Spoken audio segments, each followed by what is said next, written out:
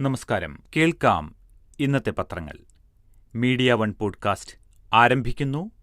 കാതിലെത്തും പത്രങ്ങൾ.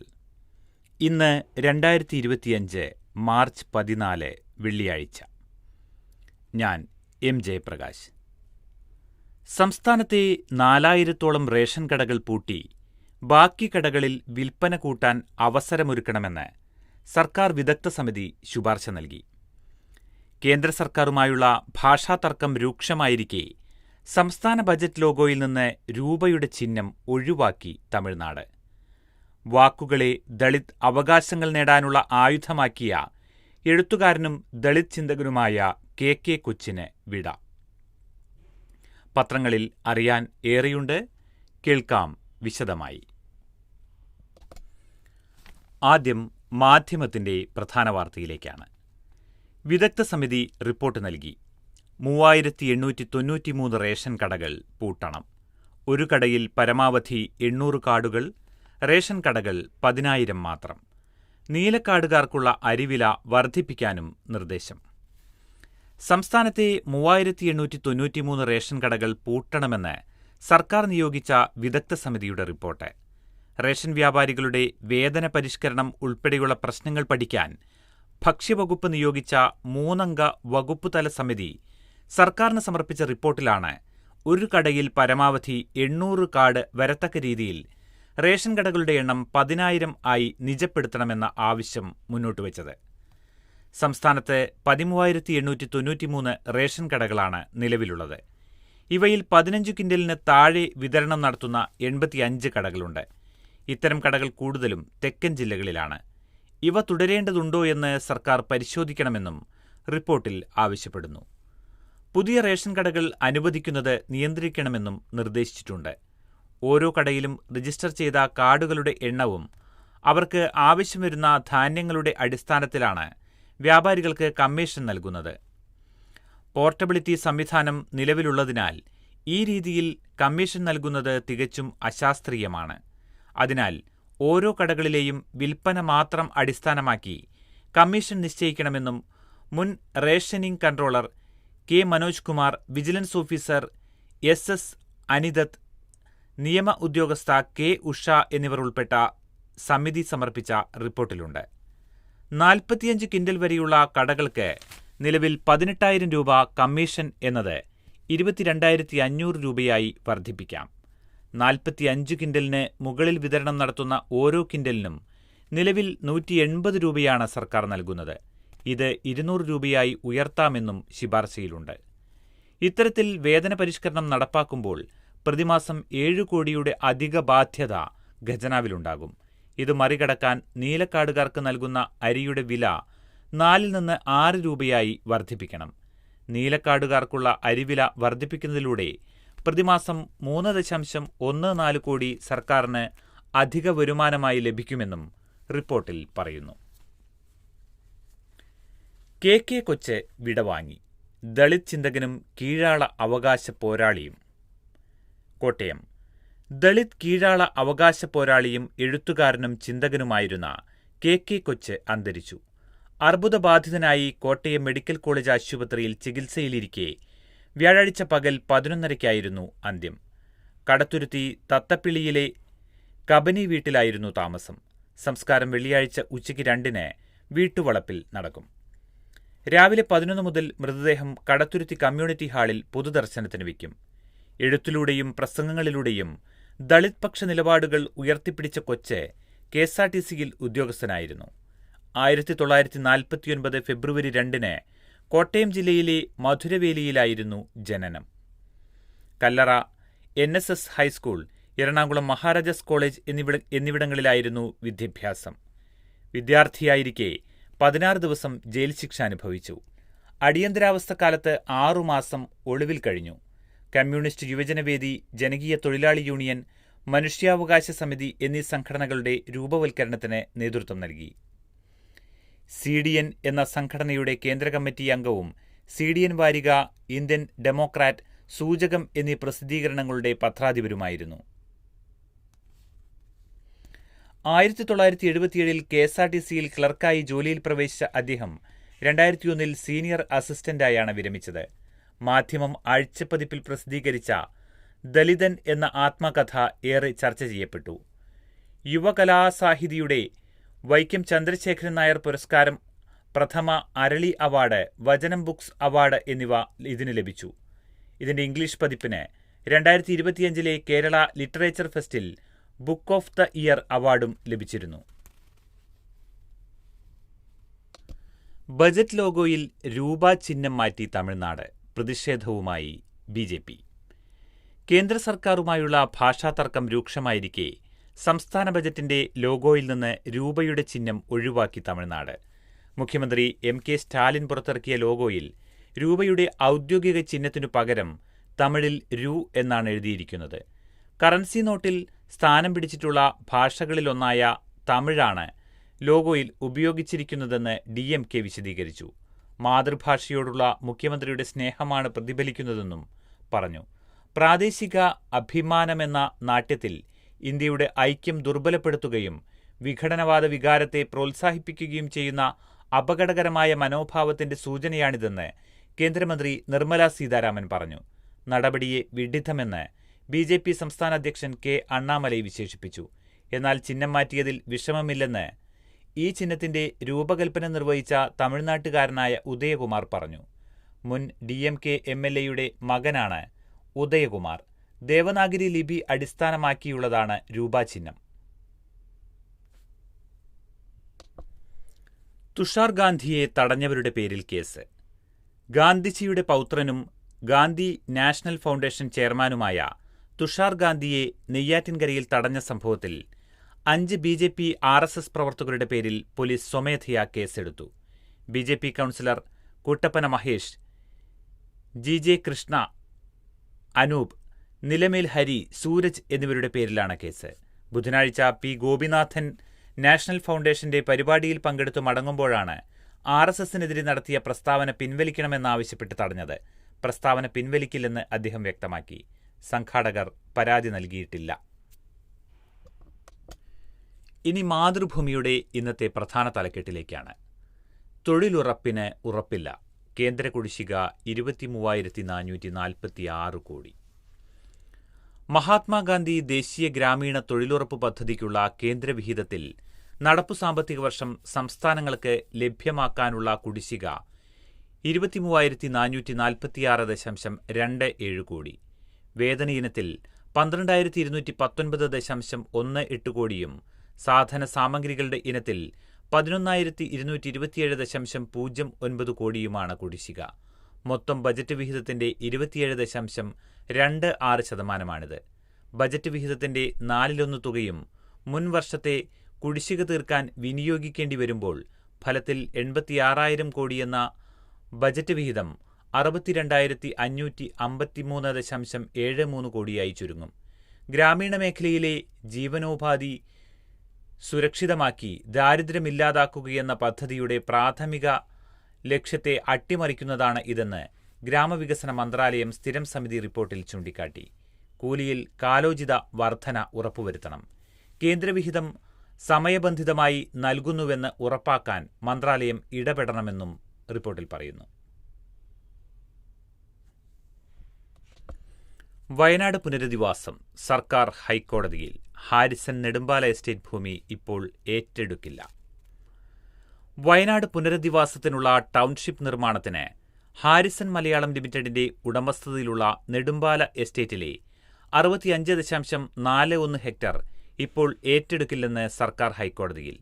ചൂരൽമല മുണ്ടക്കൈ ദുരിതബാധിതർക്കായി കൽപ്പറ്റ എൽസ്റ്റോൺ എസ്റ്റേറ്റിലെ 78.73 ഹെക്ടറിലാണ് ആദ്യഘട്ടമായി മാതൃകാ ടൗൺഷിപ്പ് നിർമ്മിക്കുന്നതെന്ന് അഡ്വക്കേറ്റ് ജനറൽ അറിയിച്ചു. ദുരന്ത നിവാരണ നിയമപ്രകാരം ഭൂമി ഏറ്റെടുക്കാൻ അനുവദിച്ച സിംഗിൾ ബെഞ്ച് ഉത്തരവിനെതിരെ ഹാരിസൺ സമർപ്പിച്ച അപ്പീൽ ഹർജിയിലാണ് സർക്കാർ ഇക്കാര്യം അറിയിച്ചത്. എൽസ്റ്റോൺ ടി എസ്റ്റേറ്റും അപ്പീൽ നൽകിയെങ്കിലും ഈ ഹർജി കേസ് പരിഗണിക്കുന്ന ബെഞ്ചിൽ എത്താതിരുന്നതിനാൽ ഒരു ഹർജി മാത്രമാണ് chief justice Nitin Jamdar, justice S. Manu എന്നിവരടങ്ങുന്ന ഡിവിഷൻ ബെഞ്ച് പരിഗണനയ്ക്കെടുത്തത്. 2013 ഭൂമി ഏറ്റെടുക്കൽ നിയമപ്രകാരമേ ഭൂമി ഏറ്റെടുക്കാൻ കഴിയൂവെന്നതാണ് ഹർജിക്കാരുടെ വാദം. എന്നാൽ നഷ്ടപരിഹാര തുക കോടതിയിൽ കെട്ടിവെക്കാമെന്നതായിരുന്നു സർക്കാർ നിലപാടെങ്കിലും സിംഗിൾ ബെഞ്ച് മറിച്ചുള്ള നിർദ്ദേശം നൽകുകയായിരുന്നുവെന്നാണ് സർക്കാർ അറിയിച്ചത്. ഭൂമിയുടെ ഉടമസ്ഥത സംബന്ധിച്ച തർക്കം സിവിൽ കോടതിയുടെ പരിഗണനയിലിരിക്കെ തുക എസ്റ്റേറ്റ് ഉടമകൾക്ക് കൈമാറുന്നത് സുരക്ഷിതമാണോ എന്നതടക്കം കോടതി നേരത്തെ ആരാഞ്ഞിരുന്നു.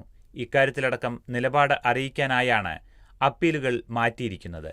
അതേസമയം പുനരധിവാസത്തിന് ഭൂമി ഏറ്റെടുക്കുന്നത് തടയില്ലെന്ന് ഡിവിഷൻ ബെഞ്ചും പുനരധിവാസത്തിന് എതിരല്ലെന്ന് ഹർജിക്കാരും വ്യക്തമാക്കി. അപ്പീൽ ഹർജി ഫയലിൽ സ്വീകരിച്ച കോടതി മാർച്ച് 21 പരിഗണിക്കാൻ മാറ്റി. വന്നിറങ്ങിയ അതേ സ്കൂൾ വാനിടിച്ച് 2ാം ക്ലാസ്സുകാരിക്ക് ദാരുണാന്ത്യം. സ്കൂൾ വാനിൽ വന്നിറങ്ങി വീട്ടിലേക്ക് പോകവേ പിന്നോട്ടെടുത്ത അതേ വാനിടിച്ച് 2ാം ക്ലാസ് വിദ്യാർത്ഥിനി മരിച്ചു. നല്ലളം കീഴ്വനപ്പാടം സ്വദേശി വലിയ പടനയിൽ അഫ്സലിന്റെ മകൾ സൻഹ മറിയം 8 വയസ്സാണ് മരിച്ചത്. ചെറുവണ്ണൂർ സ്രാമ്പ്യ വെസ്റ്റ് ALP സ്കൂൾ വിദ്യാർത്ഥിനിയാണ്. മാതാവിന്റെ വീടായ കുണ്ടായിത്തോട് ചെറിയ കരിമ്പാടത്തെ അങ്കനവാടിക്ക് സമീപത്ത് വ്യാഴാഴ്ച വൈകിട്ട് 4:30 അപകടം. ഇവിടെ വിദ്യാർത്ഥിയെ ഇറക്കി വാഹനം പുറകോട്ട് എടുക്കുന്നതിനിടെയാണ് അപകടമുണ്ടായത്. തലയിലൂടെ വാനിന്റെ ചക്രങ്ങൾ കയറിയിറങ്ങി. ഉടൻ തന്നെ ചെറുവണ്ണൂരിലെ സ്വകാര്യ ആശുപത്രിയിൽ എത്തിച്ചെങ്കിലും ജീവൻ രക്ഷിക്കാനായില്ല. വിദ്യാർത്ഥിനി വാഹനത്തിന്റെ പിന്നിലൂടെ കടന്നുപോകുന്നത് ഡ്രൈവറുടെ ശ്രദ്ധയിൽപ്പെട്ടില്ലെന്ന് കരുതുന്നു. വാഹനമോടിച്ച മണ്ണൂർ പെരിങ്ങോട്ടുകുന്ന് സ്വദേശി നിധിൻ ലാലിന്റെ പേരിൽ അശ്രദ്ധമായി വാഹനമോടിച്ചതിന് നല്ലളം പോലീസ് കേസെടുത്തിട്ടുണ്ട്. സംഭവം അറിഞ്ഞ ഉടൻ നല്ലളം SI KK രതീഷും സംഘവും ആശുപത്രിയിലെത്തി വിവരങ്ങൾ ശേഖരിച്ചു. ഡ്രൈവർ നിധിൻ ലാലിന്റെ ലൈസൻസ് സസ്പെൻഡ് ചെയ്യുന്നത് ഉൾപ്പെടെയുള്ള നടപടികൾ സ്വീകരിക്കുമെന്ന് Feroke joint RTO CP Zakariya പറഞ്ഞു. അനധികൃത ബോർഡുകൾ വേണ്ട, ഹൈക്കോടതി. അനധികൃതമായി ബോർഡുകളും കൊടിതോരണങ്ങളും വയ്ക്കുന്നത് നിയമവിരുദ്ധമെന്നും അതിനെതിരെ പിഴ ചുമത്തുന്നതടക്കമുള്ള കർശന നടപടി വേണമെന്നും ഹൈക്കോടതി. അനധികൃതമായി വയ്ക്കുന്നവർക്കെതിരെ FIR രജിസ്റ്റർ ചെയ്യണം. ഇത് ഉറപ്പാക്കുന്നതിനായി ഹൈക്കോടതിയുടെ മുൻ ഉത്തരവുകളും സർക്കാർ സർക്കുലറുകളും നടപ്പാക്കണമെന്നും ജസ്റ്റിസ് ദേവൻ രാമചന്ദ്രൻ ഉത്തരവിട്ടു. പൊതുസ്ഥലത്ത് അനധികൃത ബോർഡുകളും കൊടിതോരണങ്ങളും വയ്ക്കുന്നതിനെതിരെ ഫയൽ ചെയ്ത ഹർജികൾ തീർപ്പാക്കിയാണ് ഉത്തരവ്. ഉത്തരവാദികൾ രാഷ്ട്രീയ പാർട്ടികൾ. നാടിന്റെ സൗന്ദര്യവും സുരക്ഷയും കണക്കിലെടുക്കാതെ രാഷ്ട്രീയ പാർട്ടികൾ മുക്കിലും മൂലയിലും ബോർഡുകളും കൊടിതോരണങ്ങളും വയ്ക്കുകയാണെന്ന് കോടതി കുറ്റപ്പെടുത്തി. പോലീസിന് ബലം കൂടില്ല, ശുപാർശ നിരസിച്ചു. പോലീസ് സ്റ്റേഷനുകളിലെ ആൾക്ഷാമം പരിഹരിക്കാൻ സേനയിലെ ആൾബലം കൂട്ടണമെന്ന ആവശ്യം നിരസിച്ച് സർക്കാർ. സംസ്ഥാന പോലീസ് മേധാവി വിവിധ ഘട്ടങ്ങളിൽ നൽകിയ കത്തും ഒരു IG-യുടെ നേതൃത്വത്തിൽ നടത്തിയ പഠന റിപ്പോർട്ടും സമർപ്പിച്ചിട്ടും ഇവയൊന്നും പരിഗണിക്കേണ്ടതില്ലെന്നാണ് സർക്കാർ നിലപാട്. നിലവിലുള്ള തസ്തികകളിലെ 2000-ഓളം ഒഴിവ് നികത്തുന്നതിനു പുറമെ 10,000-ഓളം പുതിയ തസ്തികകൾ ഉണ്ടാക്കി നിയമിച്ചാലേ ആൾബലം ശക്തിപ്പെടൂ എന്നാണ് അനൌദ്യോഗിക കണക്ക്. സേനയിലെ ആൾബലം വർദ്ധിപ്പിക്കാൻ ആവശ്യമായ നടപടികൾ മറ്റു സാഹചര്യങ്ങൾ കൂടി പരിഗണിച്ച് പരിശോധിക്കുമെന്ന് മുഖ്യമന്ത്രി പിണറായി വിജയൻ നേരത്തെ നിയമസഭയിൽ അറിയിച്ചിരുന്നു. ഇക്കൊല്ലം ജനുവരി 1 മുതൽ ലഭ്യമായ ഒഴിവുകളും ഇക്കൊല്ലം ജൂലൈ വരെയുള്ള പ്രതീക്ഷിത ഒഴിവുകളും ചേർത്ത് 8 ബറ്റാലിയനുകൾക്കായി 2123 ഒഴിവുകൾ PSCക്ക് റിപ്പോർട്ട് ചെയ്തെന്നാണ് മുഖ്യമന്ത്രി ഏതാനും ദിവസം മുൻപ് നിയമസഭയെ അറിയിച്ചത്. 500 പൊതുജനങ്ങൾക്ക് ഒരു പോലീസ് ഉദ്യോഗസ്ഥൻ എന്ന തരത്തിൽ സേനാബലം വർദ്ധിപ്പിക്കണമെന്ന് ഉദ്യോഗസ്ഥ ഭരണപരിഷ്കാര വകുപ്പ് നിർദ്ദേശിച്ചിട്ട് വർഷങ്ങളായെങ്കിലും സർക്കാർ ഇക്കാര്യത്തിൽ അനുകൂല തീരുമാനമെടുത്തിട്ടില്ല. 1982 നിശ്ചയിച്ച 656 പൊതുജനങ്ങൾക്ക് ഒരു പോലീസ് ഉദ്യോഗസ്ഥൻ എന്ന തരത്തിലാണ് നിലവിലെ അംഗബലം. 55,000 ഉദ്യോഗസ്ഥരാണ് നിലവിലുള്ളത്. സ്പെഡെക്സ് ഉപഗ്രഹങ്ങളെ വേർപെടുത്തി. ISROയ്ക്ക് നേട്ടം. കൃത്രിമ ഉപഗ്രഹങ്ങളെ ഭൂമിയുടെ ഭ്രമണപഥത്തിൽ വെച്ച് കൂട്ടിച്ചേർക്കുകയും വേർപെടുത്തുകയും ചെയ്യുകയെന്ന നിർണായക നേട്ടവുമായി ISRO. കഴിഞ്ഞ ജനുവരി 16 കൂട്ടിച്ചേർത്ത സ്പെഡെക്സ് ദൗത്യത്തിലെ ഉപഗ്രഹങ്ങളുടെ വേർപെടുത്തൽ പ്രക്രിയ അഥവാ അൺഡോക്കിംഗ് വിജയകരമായി പൂർത്തിയാക്കിയതായി കേന്ദ്രമന്ത്രി ജിതേന്ദ്ര സിംഗ് എക്സിൽ അറിയിച്ചു. നേട്ടം കൈവരിച്ച ISRO സംഘത്തെ കേന്ദ്രമന്ത്രി അഭിനന്ദിച്ചു. ബഹിരാകാശ പേടകങ്ങളെ ആവശ്യത്തിനനുസരിച്ച് കൂട്ടിച്ചേർക്കാനും വിഘടിപ്പിക്കാനും കഴിയുന്ന സാങ്കേതികവിദ്യ വിജയകരമായി നടപ്പാക്കിയതോടെ ഭാവിയിൽ ചന്ദ്രയാൻ 4, ഗഗൻയാൻ എന്നിവയടക്കമുള്ള നിർണായക ദൗത്യങ്ങൾക്കും സ്വന്തം ബഹിരാകാശ ഏജൻസിയെന്ന ഇന്ത്യയുടെ സ്വപ്നത്തിനും ഇത് വഴിതെളിക്കും. കഴിഞ്ഞ ഡിസംബർ 30-നാണ് PSLV C-60 റോക്കറ്റ് ഉപയോഗിച്ച് ചേസർ, ടാർഗറ്റ് എന്നീ ഉപഗ്രഹങ്ങളെ വിക്ഷേപിച്ചത്. ജനുവരി 16-ന് ഭൂമിയിൽ നിന്ന് 475 കിലോമീറ്റർ അകലെയുള്ള ഭ്രമണപഥത്തിൽ വെച്ച് ഇവയെ കൂട്ടിച്ചേർത്തു. 3 തവണ പരാജയപ്പെട്ട ശ്രമം 4-ാം തവണയാണ് വിജയം കണ്ടത്. ഇവയെ വേർപെടുത്തി സ്വതന്ത്ര ഉപഗ്രഹങ്ങളാക്കി ഭൂമിയുടെ ഭ്രമണപഥത്തിൽ പ്രവർത്തിക്കാൻ അനുവദിക്കുന്ന അൺഡോക്കിംഗ് പ്രക്രിയയ്ക്കായി അനുയോജ്യമായ സാഹചര്യം കണ്ടെത്താൻ ഉപഗ്രഹത്തെ ബംഗളൂരു പീനിയയിലെ ഇസ്ട്രാക്കിൽ നിന്ന് ISRO ശാസ്ത്രജ്ഞർ നിരീക്ഷിച്ചു വരികയായിരുന്നു. മാർച്ച് 10-നും 25-നും ഇടയിൽ അൺഡോക്കിംഗ് നടത്താൻ പദ്ധതിയിട്ട ISRO വ്യാഴാഴ്ച രാവിലെ 9:20-ന് ആദ്യ ശ്രമത്തിൽ തന്നെ അൺഡോക്കിംഗ് പൂർത്തിയാക്കി. NHM 380 കോടി കൂടി തരാമെന്ന് കേന്ദ്രം. വർധന 2025-26 കുടിശ്ശികയുടെ കാര്യത്തിൽ മൗനം. ആശാവർക്കർമാർക്ക് ഇൻസെന്റീവ് നൽകുന്നതിനടക്കം ദേശീയ ആരോഗ്യ മിഷൻ വാർഷിക ഫണ്ടിൽ 380 കോടി രൂപയുടെ വർധന വേണമെന്ന കേരളത്തിന്റെ ആവശ്യം കേന്ദ്ര സർക്കാർ തത്വത്തിൽ അംഗീകരിച്ചു. 2025-26 ഫണ്ടിലാണ് വർധന. എന്നാൽ 2023-24 കുടിശ്ശികയായ 636 കോടി അനുവദിക്കണമെന്ന ആവശ്യത്തോട് NHM ദേശീയ മിഷൻ ഡയറക്ടർ ആരാധന പട്നായിക്കോ മറ്റുദ്യോഗസ്ഥരോ പ്രതികരിച്ചില്ല. ഡൽഹിയിലെ ഉദ്യോഗസ്ഥ യോഗത്തിൽ കേരളത്തിൽ നിന്ന് ആരോഗ്യ additional chief secretary Rajan N. ഖോബ്രഗഡെയും NHM Kerala mission director Vinay ഗോയലുമാണ് പങ്കെടുത്തത്. 2023-24 826 കോടി രൂപ നൽകാമെന്നായിരുന്നു കേന്ദ്രത്തിന്റെ ഉറപ്പ്. ആദ്യ ഗഡുവായി 189.14 കോടി രൂപ അനുവദിച്ചു. എന്നാൽ ജനകീയ കുടുംബാരോഗ്യ കേന്ദ്രങ്ങളുടെ പേര് ആയുഷ്മാൻ ആരോഗ്യ മന്ദിർ എന്ന് ബ്രാൻഡ് ചെയ്യണമെന്ന ആവശ്യം നടപ്പാക്കാത്തതിന്റെ പേരിൽ ബാക്കി 636.88 കോടി അനുവദിച്ചില്ല. കുടിശ്ശിക അനുവദിക്കണമെന്ന് കേന്ദ്രം ഒട്ടേറെ തവണ കത്തു നൽകിയിട്ടും കേന്ദ്രം മറുപടി നൽകിയില്ലെന്ന് ഇന്നലത്തെ യോഗത്തിൽ ചൂണ്ടിക്കാട്ടിയപ്പോഴും മൗനമായിരുന്നു മറുപടി. 2024-25 കേന്ദ്രം ഉറപ്പു നൽകിയ 983.84 കോടി ഗഡുക്കളായി ലഭിക്കുന്നുണ്ടെന്ന് ഉദ്യോഗസ്ഥർ അറിയിച്ചു. യുക്രൈൻ വെടിനിർത്തൽ പിന്തുണച്ച് പുടിൻ. ട്രംപിന്റെ പ്രതിനിധി മോസ്കോയിൽ. യുക്രൈൻ യുദ്ധം അവസാനിപ്പിക്കാൻ സൗദിയിൽ നടത്തിയ ചർച്ചയിൽ US മുന്നോട്ടുവച്ച 30 ദിവസത്തെ വെടിനിർത്തൽ പദ്ധതി തത്വത്തിൽ അംഗീകരിക്കുന്നുവെന്ന് റഷ്യൻ പ്രസിഡന്റ് വ്ളാഡിമിർ പുടിൻ പറഞ്ഞു. US ശുപാർശകൾ അംഗീകരിക്കുന്നുവെന്ന് യുക്രൈൻ പ്രസിഡന്റ് വ്ളാഡിമിർ സെലൻസ്കിയും കഴിഞ്ഞ ദിവസം വ്യക്തമാക്കിയിരുന്നു. ഇതോടെ യുക്രൈൻ സമാധാനത്തിന് സാധ്യത തെളിഞ്ഞു. വെടിനിർത്തൽ പദ്ധതിയിലെ ചില നിർദ്ദേശങ്ങളിൽ വിയോജിപ്പുണ്ടെന്ന കാര്യം യുഎസുമായി വിയോജിപ്പുണ്ടെന്നും ഇക്കാര്യം ചർച്ച ചെയ്ത് പരിഹരിക്കാമെന്നും പുടിൻ വ്യക്തമാക്കി. തുടർ ചർച്ചയ്ക്ക് US പ്രസിഡന്റ് ഡൊണാൾഡ് ട്രംപിന്റെ പ്രത്യേക പ്രതിനിധി സ്റ്റീവ് വിറ്റ്കോഫ് മോസ്കോയിലെത്തിയിട്ടുണ്ട്.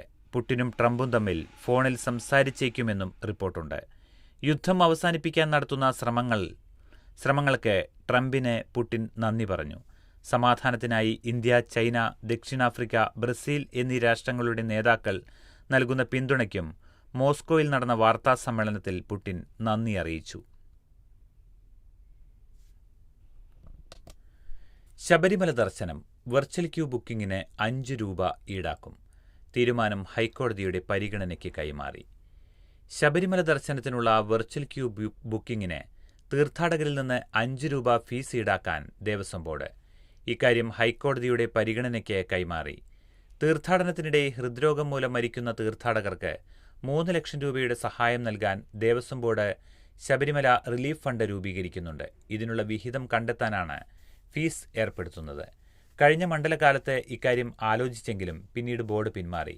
പുതിയ തീരുമാനം നടപ്പാക്കണമെങ്കിൽ കോടതിയുടെ അനുമതി വേണം. അപകടമരണത്തിന് മാത്രം സഹായം നൽകുന്ന ഇൻഷുറൻസ് പദ്ധതിയാണ് നിലവിലുള്ളത്. ബംഗളൂരു സ്വർണ്ണക്കടത്ത് കേസ്. കർണാടകയിൽ ED റെയ്ഡ്. കന്നഡ നടി രന്യ റാവുവാണ് മുഖ്യപ്രതി. കന്നഡ നടി രന്യ റാവു മുഖ്യപ്രതിയായ സ്വർണ്ണക്കടത്ത് കേസുമായി ബന്ധപ്പെട്ട് വ്യാഴാഴ്ച എൻഫോഴ്സ്മെന്റ് ഡയറക്ടറേറ്റ് ബാംഗ്ലൂരു അടക്കം കർണാടകയിലെ വിവിധ കേന്ദ്രങ്ങളിൽ റെയ്ഡ് നടത്തി. Directorate of revenue intelligence register ചെയ്ത കേസിൽ CBI അന്വേഷണം ആരംഭിച്ചതിന് പിന്നാലെയാണ് ഇഡിയുടെ ഇടപെടൽ. നടിയെ മുൻനിർത്തി സ്വർണ്ണക്കടത്തിലൂടെ വൻ കള്ളപ്പണ റാക്കറ്റ് പ്രവർത്തിച്ചിരുന്നതായാണ് ഇഡിയുടെ നിഗമനം. കള്ളക്കടത്ത് സംഘത്തിലെ മുഖ്യ വ്യക്തികളും സർക്കാർ ഉദ്യോഗസ്ഥരുമടക്കം പങ്കാളികളായെന്ന് സംശയിക്കുന്നുണ്ട്. മാർച്ച് 3-നാണ് 12.56 കോടിയുടെ സ്വർണവുമായി ദുബായിൽ നിന്ന് ബംഗളൂരു വിമാനത്താവളത്തിലെത്തിയ നടി രന്യ റാവു DRI സംഘത്തിന്റെ പിടിയിലായത്. പിന്നീട് ഇവരുടെ വീട്ടിൽ നടത്തിയ റെയ്ഡിൽ 2.06 കോടിയുടെ ആഭരണങ്ങളും 2.67 കോടി രൂപയും കണ്ടെടുത്തു. Karnataka DGP K. രാമചന്ദ്ര റാവുവിന്റെ വളർത്തുമകളാണ് നടി രന്യ റാവു. DGPയുടെ മകൾ എന്ന പേരിൽ ഗ്രീൻ ചാനൽ സൗകര്യവും വിമാനത്താവളത്തിൽ നിന്ന് പോലീസ് അകമ്പടിയും ഉപയോഗപ്പെടുത്തിയായിരുന്നു രന്യയുടെ സ്വർണ്ണക്കടത്ത്. സ്വർണ്ണക്കടത്തിൽ DGPക്ക് പങ്കുണ്ടോ എന്ന കാര്യം അഡീഷണൽ ചീഫ് സെക്രട്ടറി ഗൗരവ് ഗുപ്തയുടെ നേതൃത്വത്തിൽ അന്വേഷിക്കും. Karnataka state police housing and infrastructure development corporation MD-യാണ് രാമചന്ദ്ര റാവു. ഉന്നത പോലീസ് ഉദ്യോഗസ്ഥരുടെ ബന്ധുക്കൾക്ക് വിമാനത്താവളങ്ങളിൽ നൽകുന്ന പ്രോട്ടോകോൾ സുരക്ഷ കർണാടക സർക്കാർ പിൻവലിച്ചിരുന്നു. പ്രോട്ടോകോളിലുണ്ടായ വീഴ്ച സംബന്ധിച്ച് CID വിഭാഗം അന്വേഷിക്കാൻ തിങ്കളാഴ്ച രാത്രി സർക്കാർ ഉത്തരവിട്ടിരുന്നെങ്കിലും പ്രസ്തുത ഉത്തരവ് ബുധനാഴ്ച പിൻവലിച്ചു. DGPക്കെതിരെ ചീഫ് സെക്രട്ടറിയുടെ നേതൃത്വത്തിൽ അന്വേഷണം നടക്കുന്നതിനാൽ സമാന വിഷയത്തിൽ സമാന്തര അന്വേഷണം ആവശ്യമില്ലെന്ന് ചൂണ്ടിക്കാട്ടിയാണ് ഉത്തരവ് പിൻവലിച്ചത്. ഉത്തരവ് പിൻവലിക്കാൻ സർക്കാരിനുമേൽ സമ്മർദ്ദമുണ്ടായിരുന്നില്ലെന്ന് ആഭ്യന്തരമന്ത്രി ഡോക്ടർ G. പരമേശ്വര വ്യക്തമാക്കി.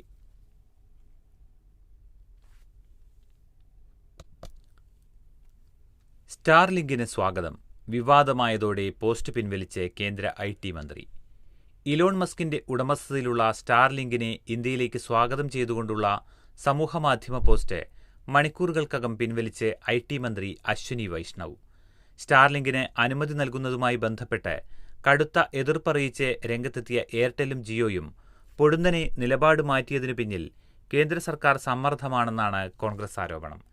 സ്റ്റാർലിങ്ക് ഇന്ത്യയിലേക്ക് സ്വാഗതം എന്നായിരുന്നു കേന്ദ്രമന്ത്രിയുടെ എക്സിലെ കുറിപ്പ്. ഉൾനാടുകളിലെ റെയിൽവേ പ്രൊജക്ടുകൾക്ക് അടക്കം ഗുണമാകുമെന്നായിരുന്നു മന്ത്രി കുറിച്ചത്. എന്നാൽ ട്വീറ്റ് അല്പസമയത്തിനകം ഡിലീറ്റ് ചെയ്തു. നീണ്ട പരിശോധനകൾക്കും അന്വേഷണത്തിനും ശേഷമാണ് ആശയവിനിമയ രംഗത്ത് വിദേശ കമ്പനികൾക്ക് അനുമതി നൽകാറുള്ളത്. കമ്പനികൾ ഒപ്പുവെച്ച കരാറിലും സ്റ്റാർലിങ്ക് സർക്കാരിന്റെ അനുമതി വാങ്ങണം എന്ന വ്യവസ്ഥയുണ്ട്. ഇന്ത്യക്കെതിരെ American president Donald Trump tariff ഭീഷണി തുടരുന്നതിനിടെയാണ് സ്റ്റാർലിങ്കിന് ഇന്ത്യയിലെത്താൻ തത്വത്തിൽ അനുമതിയായത്. 24 മണിക്കൂറിനിടെ രാജ്യത്തെ പ്രമുഖ ടെലികോം കമ്പനികളായ ജിയോയും എയർടെലും സ്റ്റാർലിങ്കുമായി കരാറിലേർപ്പെടുകയും ചെയ്തു. ഇത്രയും കാലം സ്റ്റാർലിങ്കിന്റെ ഇന്ത്യയിലേക്കുള്ള വരവിനെ എതിർത്ത 2 കമ്പനികളാണ് പെട്ടെന്ന് കരാറിലേർപ്പെടാൻ തയ്യാറായത്. ഇത് എന്തുകൊണ്ടെന്ന ചോദ്യത്തോട് സർക്കാരോ കമ്പനികളോ പ്രതികരിച്ചിട്ടില്ല.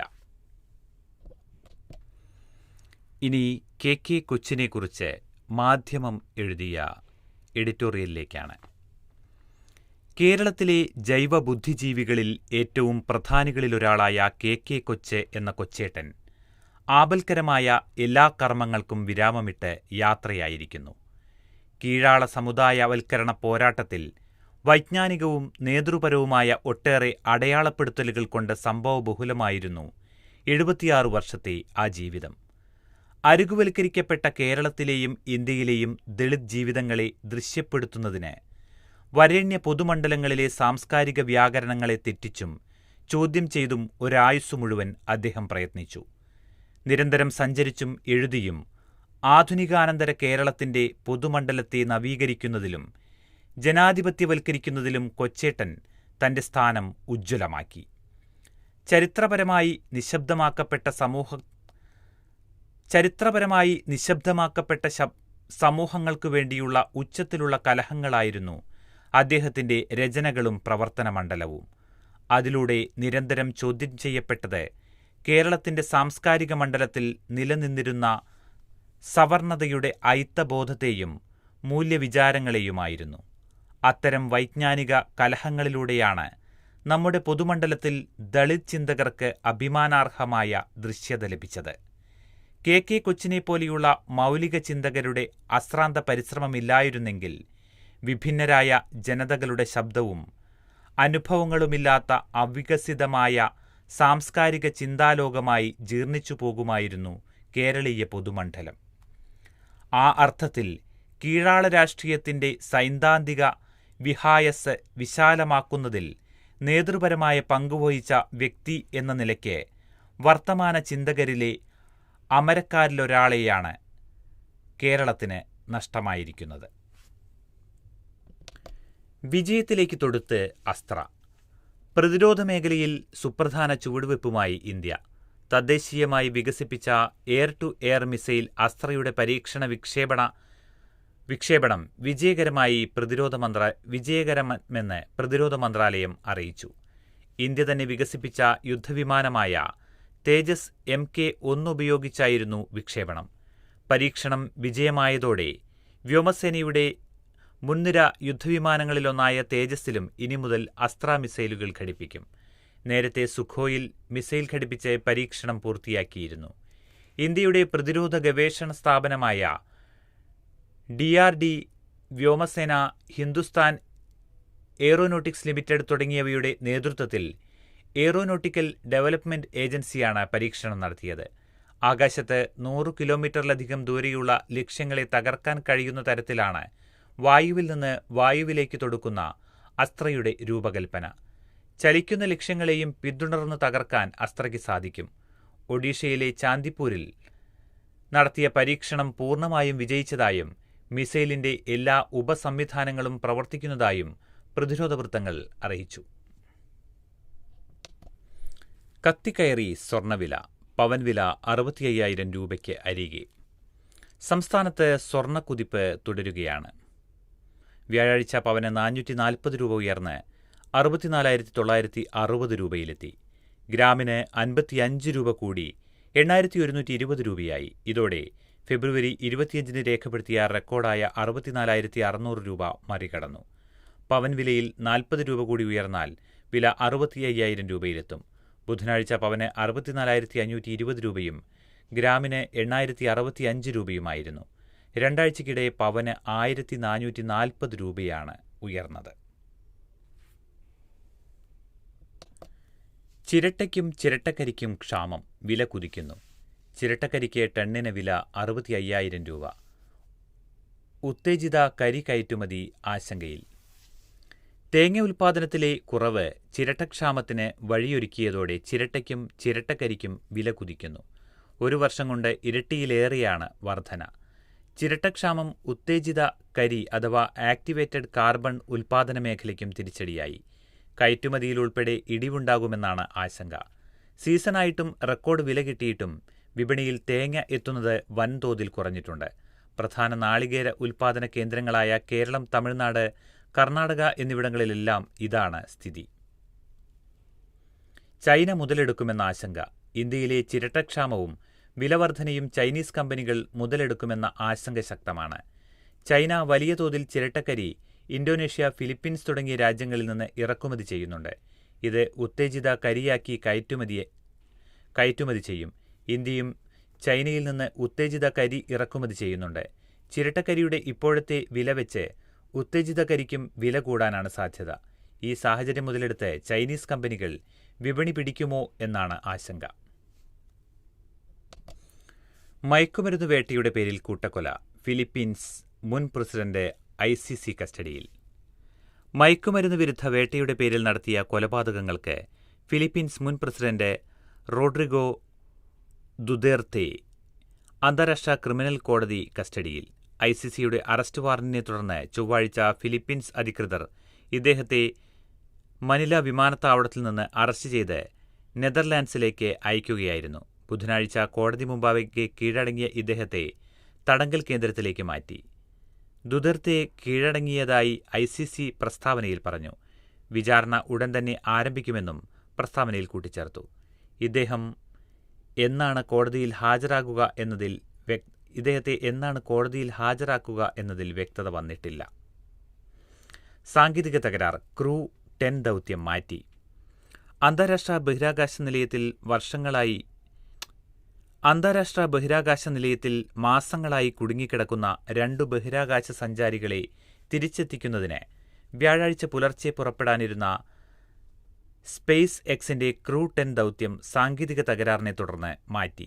സുനിത വില്യംസ്, ബുഷ് വിൽമോർ എന്നിവരെ തിരികെ കൊണ്ടുവരികയാണ് നാസയും സ്പേസ് എക്സും ചേർന്നുള്ള ദൗത്യത്തിന്റെ ലക്ഷ്യം. ഇരുവർക്കും പകരക്കാരായ 4 ബഹിരാകാശ സഞ്ചാരികളെ സ്പേസ് സ്റ്റേഷനിൽ എത്തിക്കുകയും ചെയ്യും. നാസയുടെ കെന്നഡി സ്പേസ് സെന്ററിൽ നിന്ന് ഫാൽക്കൺ റോക്കറ്റ് വിക്ഷേപിക്കാൻ 4 മണിക്കൂർ ബാക്കി നിൽക്കെയാണ് ഹൈഡ്രോളിക് സംവിധാനത്തിൽ തകരാറ് കണ്ടെത്തിയത്. തിരികെ എത്തുന്ന റോക്കറ്റിനെ പിടിച്ചെടുക്കുന്ന യന്ത്രക്കൈകളിൽ ഒന്നിന്റെ പ്രവർത്തനമാണ് തകരാറിലായത്. തുടർന്ന് വിക്ഷേപണം മാറ്റിവെക്കുകയായിരുന്നു. ഇന്ത്യൻ സമയം ശനിയാഴ്ച പുലർച്ചെ 4:33 അടുത്ത വിക്ഷേപണം. ഇതോടെ സുനിത വില്യംസിന്റെ മടങ്ങിവരവ് നീളുകയാണ്. മാർച്ച് 19 സുനിതയും ബുഷ് വിൽമോറും തിരിച്ചെത്തുമെന്നാണ് നാസ ഇപ്പോൾ അറിയിച്ചിരിക്കുന്നത്. ഇതോടെ ഇന്നത്തെ കാതിലെത്തും പത്രങ്ങൾ സമാപിക്കുന്നു. ഇനി നാളെ. നന്ദി, നമസ്കാരം.